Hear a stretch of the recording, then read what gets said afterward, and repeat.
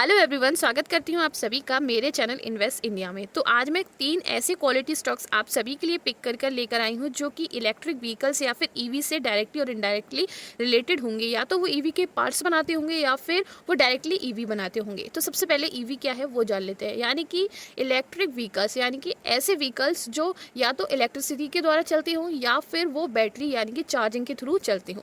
तो यहाँ पर हम ईवी के स्टॉक्स के बारे में बात करने वाले हैं। तो सबसे पहले हम जान लेते हैं इलेक्ट्रिक व्हीकल्स का जो साइज़ है, मार्केट साइज़ वो कितना है। अगर हम एस्टिमेशन लगाएं तो वो यानी कि 2021 तक $1.45 यानी कि बिलियन डॉलर था, जो कि 2022 में बढ़कर $3.21 बिलियन डॉलर तक पहुंच गया। फिर उसके बाद 2029 तक ये एस्टिमेशन लगाया जा रहा है कि 2029 तक 113.99 बिलियन डॉलर्स तक ये पहुंचने वाला है विद CAGR की ग्रोथ के साथ, यानी कि 66.52% CAGR की ग्रोथ के साथ। तो यहाँ पर इतना बता दें कि जो हमारी गवर्नमेंट है यानी कि हमारे जो नरेंद्र मोदी जी हैं, उनका यही कहना है कि 2030 तक वो जो हमारे कन्वेंशनल सोर्स पर जो हमारे जो व्हीकल्स चलते थे यानी कि पेट्रोल, डीजल और जो CNG पर हमारे जो व्हीकल्स चलते थे, उनकी जगह पर उनने ये सोचा है कि वो उन्होंने ये प्लान किया है कि वो 2030 तक वो सारे जो इलेक्ट्रिक व्हीकल्स हैं उनकी तरफ शिफ्ट हो जाएगा। यानी कि 2030 तक इलेक्ट्रिक व्हीकल्स की क्वांटिटी को इंक्रीज़ करने पर यहाँ पर नरेंद्र मोदी ने एक बहुत बड़ा इनिशिएटिव लिया है, जिससे कि हमारी जो इंडिया है वो पॉल्यूशन फ्री होगी।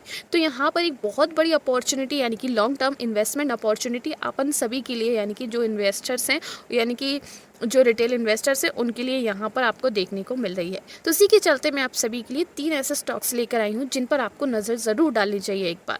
तो यहाँ पर जो सबसे पहला मेरा स्टॉक है उसका नाम है एथर एनर्जी। अगर एथर एनर्जी की मैं बात करूँ तो ये पहला यानी कि एक स्मार्ट इलेक्ट्रिक स्कूटर बनाने वाली कंपनी है, जो कि अब बहुत अच्छे से आगे जाके ग्रोथ में दिखाई दे रही है। और जो प्रोमिनेंट इन्वेस्टर्स हैं यानी कि जो एथर एनर्जी से रिसोर्सेज के पर एथर एनर्जी पर जो प्रोमिनेंट इन्वेस्टर्स हैं वो भी यहाँ पर अब इंटरेस्ट दिखा रहे हैं और इसकी जो कंपनी है वो बहुत ही ज़्यादा बूस्टअप हो चुकी है। यानी कि अगर हम एथर इंडस्ट्रीज़ की बात करें तो अभी इसका जो शेयर है वो 1000.20 पर चल रहा है। और इसने जो हाई है, जब मैंने ये वीडियो शूट की थी तो टुडेज़ हाई इसने बनाया था 1035 का और टुडेज़ लो इसने बनाया था 90, इसने टुडेज़ लो बनाया था 995.30 का। अभी तक 52 वीक हाई इसने लगाया है 1209 का, 52 वीक इसने लगाया है 810 का। इसका मार्केट कैप है 13,225 करोड़ का। तो अगर मैं यहाँ पर इसके PE रेशियो की बात करूँ तो PE रेशियो इसका है 101.96 का। वहीं इसके फेस वैल्यू जो है वो 10 रुपये की फेस वैल्यू है। वहीं अगर हम इसकी डेप्थ की बात करें तो डेट जो है इसकी 0.11 करोड़ है, यानी कि यहाँ पर 0.11 करोड़ के डेट के साथ ये अवेलेबल है। वहीं पे अगर प्रोमोटर्स की बात करूँ तो काफ़ी अच्छे प्रोमोटर्स ये दिखा रही है, यानी कि 81.81% के यहाँ पर प्रोमोटर्स आपको देखने को मिल रहे हैं। प्रॉफिट ग्रोथ देखें, प्रॉफिट ग्रोथ यहाँ पर 19.73 की यहाँ पर प्रॉफिट ग्रोथ आपको देखने को मिल रही है। अब यहाँ पर हम सेल्स ग्रोथ देखते हैं पूरे 3 इयर्स की। अगर हम सेल्स ग्रोथ देखें तो यहाँ पर 29.21% पूरे ईयर की सेल्स ग्रोथ है। वहीं अगर हम प्रॉफिट ग्रोथ देखें 3 इयर्स की तो 48.34% यहाँ पर सेल्स ग्रोथ है पूरे यहाँ पर 3 साल की।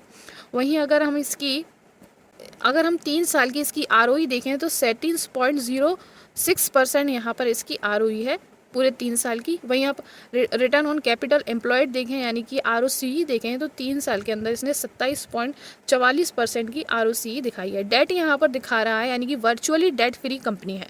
अब यहाँ पर हम इसके चार्ट को देख लेते हैं, यानी कि इसके चार्ट से हमें बहुत सारी चीज़ें देखने को मिल रही हैं। तो चार्ट यहाँ पर ये दिखा रहा है इस कंपनी का, एथर इंडस्ट्रीज़ का, कि ये 2023 से लेके मार्च, अप्रैल, मई में अगर हम देखें तो ये वॉलेटाइल नेचर का है, यानी कि फ्लक्चुएशन काफ़ी अच्छे हुए हैं इसके अंदर। अगर हम देखें इसके ग्राफ को तो यहाँ पर ये वॉलेटाइल नेचर को दिखा रहा है, यानी कि फ्लक्चुएशन हो रही हैं हमारी 800 से, लेकिन यहाँ पर एकदम बूस्ट हुआ और 1200 तक ये स्टॉक पहुँचा है। वहीं पर आप देखें तो यहाँ पर अब ये डाउन ट्रेंड में आपको देखने को मिल रहा है ग्राफ, लेकिन एस्टिमेशन ये लगाया जा रहा है कि ये जो अदर इंडस्ट्रीज़ का शेयर है वो लगभग 1 साल यानी कि पूरे दिसंबर तक जो है वो 1100 से 1100 पर ट्रेड करने वाला है। यानी कि दिसंबर तक अगर हम इसको लेके चलें तो ये 1100 से ऊपर तक ट्रेड कर सकता है। एस्टिमेशन लगाया जा रहा है अक्टूबर और नवंबर, दिसंबर 1000 पर चल रहा है, तो ऑलमोस्ट नीचे आने के चांसेस बहुत कम हैं, वहीं ऊपर जाने के चांसेस ज़्यादा हैं। तो अब यहाँ पर हम दूसरी बहुत ही इंटरेस्टिंग कंपनी के बारे में डिस्कस करते हैं, जिसका नाम है HPL पावर सिस्टम। तो अगर हम HPL पावर सिस्टम की बात करें तो ये बहुत बड़ी कंपनी है जो कि हमारे इंडियन रेलवेज़ को अब प्रोटेक्शन प्रोवाइड करवा रही है, और इंडियन रेलवेज़ के लिए ये बैटरीज़ और जो EVs वगैरह हैं उनके लिए बैटरीज़ और वेरियस एप्लीकेंट्स को बनाती है। तो यहाँ पर इसको जब हम डिस्कस करेंगे तो एक बहुत ही बड़ा यहाँ पर हमें एक बहुत बड़ा ट्रेंड आपको देखने को मिलेगा, जिससे इस स्टॉक की प्राइस बहुत अच्छी इंक्रीज़ हुई है। उससे पहले हम लोग जान लेते हैं कि HPL जो है उसका शेयर प्राइस कितना चल रहा है। तो HPL का भी शेयर प्राइस जो है 243 के लगभग चल रहा है, 243.95 के समथिंग का। वहीं इसने टुडेज़ लो लगाया है 233.90 का, टुडेज़ हाई इसने बनाया है 271.75 का। 52 वीक ये लो गया है 86.15 का, वहीं 52 वीक हाई ये 294.90 का अभी तक ये गया है। वहीं अगर हम इसकी मार्केट कैप की बात करें HPL की, तो इसकी मार्केट कैप है हमारा 6,762.17 करोड़ का। नंबर ऑफ़ शेयर्स की बात करें तो 27.72 करोड़ इसके नंबर ऑफ़ शेयर्स हैं। PE की वैल्यू अगर हम देखें तो 50.14 इसकी PE की वैल्यू है। वहीं बुक वैल्यू देख लेते हैं हम यहाँ पर 36.23 इसकी यहाँ पर बुक वैल्यू है। डेट बहुत ज़्यादा दिखाई दे रही है, यहाँ पर 75.54 करोड़ की यहाँ पर डेट इस कंपनी की है। वहीं अगर हम ROE की बात करें तो ROE यहाँ पर 10.45% की है। प्रॉफिट ग्रोथ है हमारी 6.87% की। सेल्स ग्रोथ है हमारी इसकी 10.50% की। शेयर होल्डिंग पैटर्न में अगर हम प्रोमोटर्स को देखें तो जो प्रोमोटर्स हैं वो 59.1% तक इंक्रीज़ हुए हैं। FIIs की बात करूँ मैं तो 2.63% FIIs हैं। वहीं पब्लिक की मैं बात करूँ तो 38.14 यहाँ पर पब्लिक की है। अब यहाँ पर जब उड़ीसा की ट्रेजेडी हुई थी, ट्रेन ट्रेजेडी हुई थी, उसके बाद से इसका शेयर जो है वो बहुत तेज़ी से भागा है। अगर आप देखें तो मैं आपको दिखाऊँ यहाँ पर, जब जनवरी में ये जो शेयर था वो लगभग 2023 के अंदर 80, 100, 108 इतने पे ट्रेड कर रहा था, और यहीं पर इसका फ्लक्चुएशन दिखाई दे रहा था। लेकिन जब उड़ीसा ट्रेन की जो ट्रेजेडी हुई थी उसके बाद से इसका शेयर जो है वो लगभग 10 टाइम्स से भी ज़्यादा इंक्रीज़ हुआ है। आप देख सकते हैं यहाँ पर सीधा 10 गुना बढ़ा है ये शेयर। 100 से 200 तक ये जो शेयर है वो पहुंच गया है। इसका रीज़न ये है कि अब रेलवे को प्रोटेक्शन की ज़रूरत पड़ गई, और रेलवे का जो ध्यान है वो पूरे तरीके से जो रेलवे सिस्टम से उनकी प्रोटेक्शन पर लग गया है। तो इसी के चलते यहाँ पर इसका शेयर आप देख सकते हैं HPL पावर सिस्टम का, जो कि पावर जनरेशन कंपनी है, उसका शेयर आप देख सकते हैं कितना ज़्यादा इंक्रीज़ हुआ है। तो यहाँ पर ये इसका एक एक्सटर्नल कैटलिस्ट है जो कि इसको भागने में, यानी कि शेयर को आगे ले जाने में पूरे तरीके से कारगर साबित हुआ है। वहीं मैं अगर बात करूँ कि ये लास्ट अक्टूबर, नवंबर, दिसंबर तक ये शेयर कहाँ तक जाएगा, तो ये 500 से भी ऊपर जा सकता है ये शेयर। इसका एस्टिमेशन यही है कि ये 500 से ऊपर ये शेयर जा सकता है। अभी ये डाउन ट्रेंड को फॉलो कर रहा है, लेकिन आगे जाके ये आपको अप ट्रेंड में ही देखने को मिलने वाला है लॉन्ग टर्म में। वहीं मैं अब लास्ट शेयर की बात करती हूँ। लास्ट जो हमारा स्टॉक है वो है महिंद्रा का, जिसने 2 इलेक्ट्रिक कार्स अभी तक बना दी हैं। एक का नाम है तो अगर हम बात कर रहे हैं हमारे थर्ड स्टॉक की, जो कि बहुत ही ज़्यादा पॉपुलर स्टॉक है, जिसका नाम है महिंद्रा एंड महिंद्रा। महिंद्रा बहुत सारे ऑटोमोटिव कार, स्कूटर्स अभी तक बना चुकी है, लेकिन जो महिंद्रा है उसने अभी EV की रेंज में 2 कार्स निकाली हैं, यानी कि 2 इलेक्ट्रिक कार्स निकाली हैं, जिसका नाम है E-Verito एंड eKUV 100। सो अब हम इसके आगे चलते हैं और इसके शेयर प्राइस को देख लेते हैं। 1557.95 इसका शेयर प्राइस है। वहीं जब मैंने इस वीडियो को शूट किया था तो उसका टुडेज़ हाई अभी तक लगा है 1589.45 का। वहीं टुडेज़ लो इसने लगाया है 1513.05 का।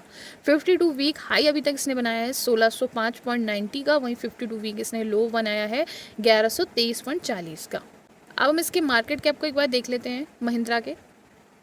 तो अगर मार्केट कैप की बात करूं तो काफ़ी अच्छा, बहुत बड़ी लार्ज कैप कंपनी है ये। इसका जो मार्केट कैप है वो 1,93,735.57 करोड़ का इसका मार्केट कैप है, जो कि सीधे सीधे बता रहा है ये कंपनी एक लार्ज कैप कंपनी है। तो अगर मैं नंबर ऑफ़ शेयर्स की बात करूं तो 124.35 करोड़ यहाँ पर इसके शेयर्स हैं। वहीं फेस वैल्यू ₹5 की इसकी फेस वैल्यू है। PE की मैं बात करूँ तो 24.4 इसकी यहाँ पर PE है। डेट अगर हम देखें तो डेट यहाँ पर वो है 4,643.73 करोड़ की यहाँ पर इसकी डेट अवेलेबल है। सेल्स ग्रोथ है यहाँ पर 47.02 की। वहीं ROE है इसकी 16.16% की। और अगर मैं प्रॉफिट ग्रोथ की बात करूँ तो 34.47 का यहाँ पर इसने अभी तक प्रॉफिट ग्रोथ दी है। अगर मैं यहाँ पे शेयर होल्डिंग पैटर्न को देखूँ तो यहाँ पर FYIs है, यानी कि हमारे फॉरेनर इन्वेस्टर्स हैं, जो कि हैं 40.14% की, जो कि ये दर्शा रहा है ये कंपनी जो है, यहाँ पर फॉरेनर इन्वेस्टर जब ही इंटरेस्ट दिखाते हैं जब कंपनी जो है उसके अंदर कोई बात होती है। वहीं अगर हम DII की बात करें तो 26.94 है। वहीं प्रोमोटर्स की मैं बात करूँ तो 19.37 यहाँ पर प्रोमोटर्स अवेलेबल हैं। सेल्स ग्रोथ पैटर्न की मैं बात करूँ तो 3 ईयर्स के अंदर 23.15% इसकी सेल्स ग्रोथ हुई है। वहीं अगर मैं प्रॉफिट ग्रोथ देखूँ तो 3 ईयर्स के अंदर यहाँ पर 70.1% यहाँ पर प्रॉफिट ग्रोथ हुई है। वहीं अगर मैं ROCE को देखूँ तो 3 साल के अंदर 13.72% यहाँ पर ROCE है। डेट यहाँ पर 0.11 दिखाई जा रही है, यानी कि डेट टू इक्विटी का जो रेशियो है वो 0.11 दिखाया जा रहा है, जो कि दर्शा रहा है कंपनी एक तरीके से वर्चुअली डेट फ्री कंपनी है।